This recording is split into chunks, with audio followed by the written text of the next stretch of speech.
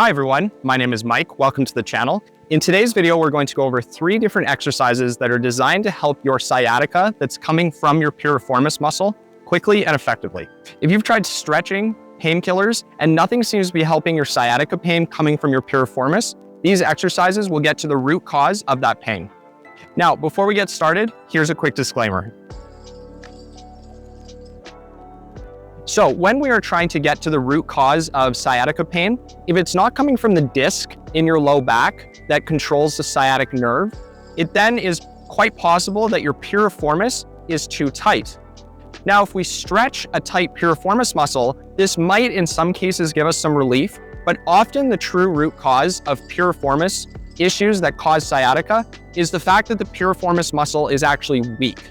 And when the piriformis muscle is weak, it will actually tighten up, which will then cause pressure on the sciatic nerve and give us that burning, aching, or even numbness and tingling that we often feel with sciatica pain. So with these exercises, we are going to be working to strengthen the piriformis muscle, which over time will help the piriformis actually function better, which will then cause us to experience some relief with our sciatic pain. So without any further ado, let's get to the exercises. So when we are doing this first exercise, what we want to do is stand with our feet shoulder width apart. This exercise can be done standing. If you want, you can have a chair to balance or use to make sure that it's not a balance exercise, but we're really putting a focus on the injured hip, okay? So in this exercise, we are going to first stand feet shoulder width apart. Then what we're going to do is, because the piriformis is helpful and often responsible for helping our hip open up, of course, if we want to strengthen that, we should do a similar motion to open up our pelvis and our hip joint. So what we're going to do is we're going to stand like this, and then if we need balance to do this properly, of course, use something, but we are going to stand on the non-injured leg or the non-painful leg.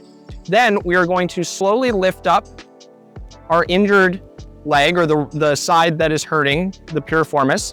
Then we are going to slowly open up our hip to 90 degrees, just like this.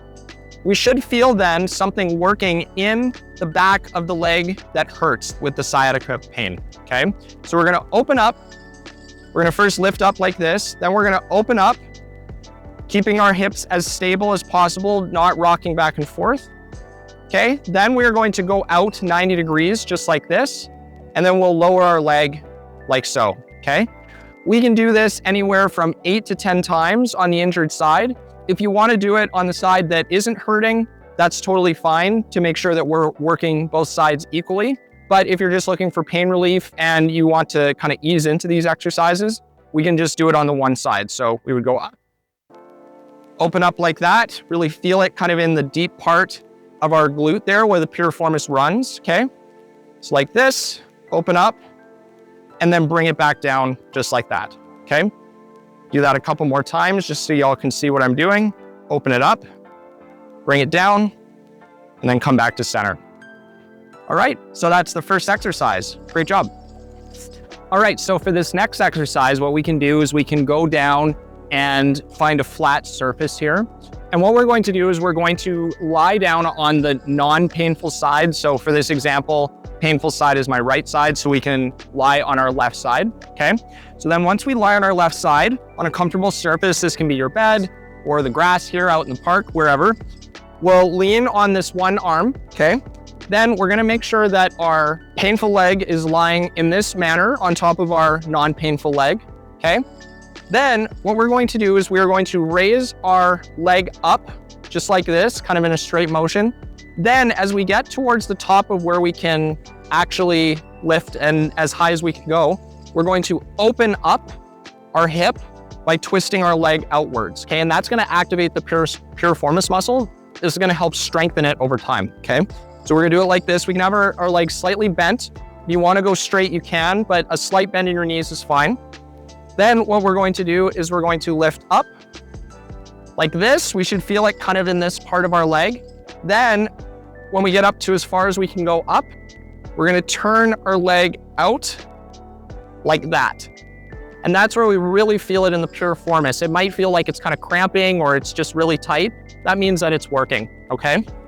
So we're gonna lift up and then distinctly turn our hip out. We can tell that our hip is turned out by the fact that our foot is pointing up straight in the air, okay? But really open that up and I feel it really deep down. So we can do 8 to 10 of these, right? Nice and slow. So we'll lift up and then open up, just like that. Really isolate that motion, okay? So as we're doing this, some of the things we want to avoid are allowing ourselves to fall back kind of almost onto our backs in and of itself, okay? So we want to make sure that we're sideways as much as possible so that we really isolate that piriformis. We'll lift up, open, and back down. Lift up, open, and back down. Now, if while you're doing this, you don't feel anything or you don't feel it kind of in the back part of your leg and your bum, which is where your piriformis is approximately, then try and lift your leg higher before opening it up. Because if you don't feel anything and you're kind of only this high, that might mean that more of the outside of your leg is working rather than your piriformis, okay? So we want to get nice and high and then open up. And that's where I feel it, is kind of at this angle, okay? So we can do that 8 to 10 times and then we'll go to the next exercise. Great job. All right, so for the third exercise, what we're going to do is we're going to get on all fours. We're going to really isolate that same motion as we were just doing with the side lying exercise, except this is going to involve kind of more hip motion in conjunction with how the piriformis helps move our lower leg and our hip, okay? So you're going to get down on all fours just like this. And with this being the leg that is causing the pain with the piriformis muscle, okay? We're going to be on all fours, making sure our back is nice and straight, not bent or arched or anything like that, okay? Just nice and smooth and flat. Then what we're going to do is, if this is the leg that we're feeling the pain in, this is our piriformis here, we're going to lift up just like this and then open it slightly at the top. Oh yeah. So we should feel it kind of in this region, again, where the piriformis runs. It inserts in here and then it attaches into our pelvis, okay? So we'll go here, kind of reset, lift up and open just like that. Great job. So remember, straight out and then open at the top. And that's kind of working that piriformis, okay? So we're gonna lift up and open and back down, all right? So we can do that anywhere from 8 to 10 times.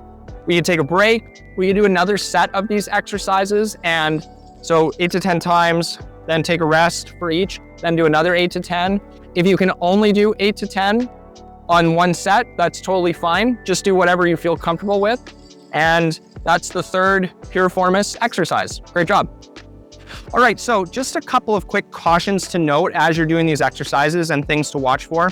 If the pain that you were feeling before you started these exercises changes or gets worse while you're doing them, so let's say with your sciatica pain, you had some burning kind of down to your knee, and then it goes even further while you're doing these exercises, like goes down to your feet, or if it goes from a burning to like a stabbing or an aching, basically, if it changes character, that is probably a sign that you should stop the exercises and go see a trusted health professional in your area, because these exercises may not be right for you and your unique circumstances. Now, if you notice some kind of general soreness, or as I mentioned, if you feel a slight maybe cramping sensation in the piriformis area, kind of from the outside of your hip here into your pelvis, but it goes away after doing the exercises, again, it feels almost like you're working the muscles really hard. That's not necessarily a bad thing, but we want to make sure that that goes away after some relief, after stopping and the exercises, because if that continues or it causes the pain to change, like I mentioned earlier, then that might be a sign that it's not right for you and you should go see someone local. All right, well, thanks for taking the time to watch this video. If you like these exercises and you want to see more of them, I have a free group for active adults over 50 who are trying to stay mobile, get out of joint pain, and live free and active lives. So that link is in the description. We'd love to see you in that group, and click the link below to join.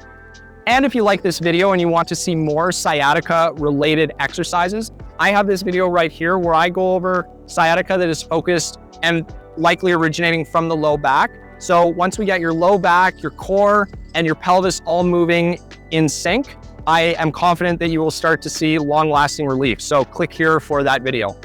All right, well, thanks for watching this video. Be sure to like, share, and subscribe. And remember to always stay moving. Thanks.